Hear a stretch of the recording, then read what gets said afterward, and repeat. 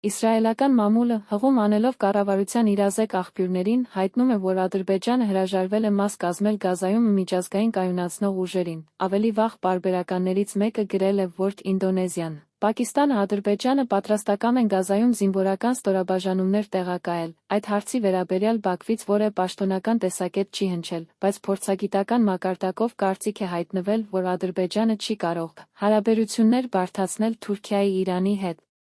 Ադրբեջանն իր դիրքորոշումը հիմնավորել է նրանով, որ չի ցանկանում վտանգել զինվորների կյանքը, քանի որ Գազայում իրավիճակը շարունակում է մնալ անկայուն։ Գազայում միջազգային կայունացնող ուժեր ստեղծելու գաղափարի հեղինակը Միացյալ Նահանգների նախագահ Դոնալդ Թրամփն է։ Այդ դրույթը տեղ է գտել ՆԱՄԱԿ-ի նոյեմբերի 17-ին ընդունած բանաձում, խոսքը ոչ միայն պարեկություն իրականացնելու, այլ Համասի ռազմական կազմավորումները զինաթափելու ենթակառուցվածքները ոչնչացնելու պարտավորության մասին է։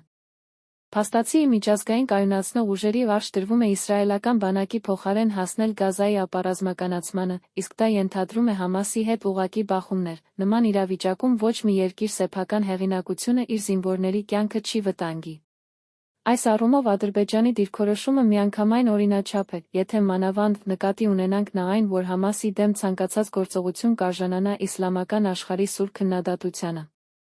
Մյուս կողմից, սակայն Ադրբեջանի որոշումը ձեռնտու է Իսրայելին, BST-ը տեղեկություններով Նեթանյահուի Թրամփի միջ առկա է բանավոր պայմանավորվածություն, որ եթե միջազգային կայունացնող ուժերը չկազմավորվեն, ապա Համասի զինսթափման նրա ռազմական ենթակառուցվածքների ոչնչացման իրավունքը վերստին կանցնի Իսրայելի պաշտպանության բանակին։ Ուշագրավն այն է, թե Գազայում Ադրբեջանի խաղաղապահ առաքելության թեման ո՞ն կողմից է ակտուալացվել կամ որքանով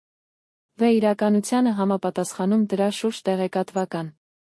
հետաքրքրությունը, եթե նախաձեռնությունն իսրայելական է արվել է Գազայում Թուրքիայի ռազմական ներկայությունը խոչընդոտելու նպատակով, ապա գործ ունենք ոչ այնքան առանցքային նշանակության իրավիճակի հետ, այլ բան է, եթե Ալին խաղաղապահի կերպար վերագրել է ԱՄՆ-ի որևէ պաշտոնյա։ Այս դեպքում Ալիի մերժումը ծանրակշիռ նշանակություն է ստանում, կարող է միջնորդավորվել օգոստոսի 8-ի Վաշինգտոնյան պայմանավորվածությունների իմպլեմենտացիայով։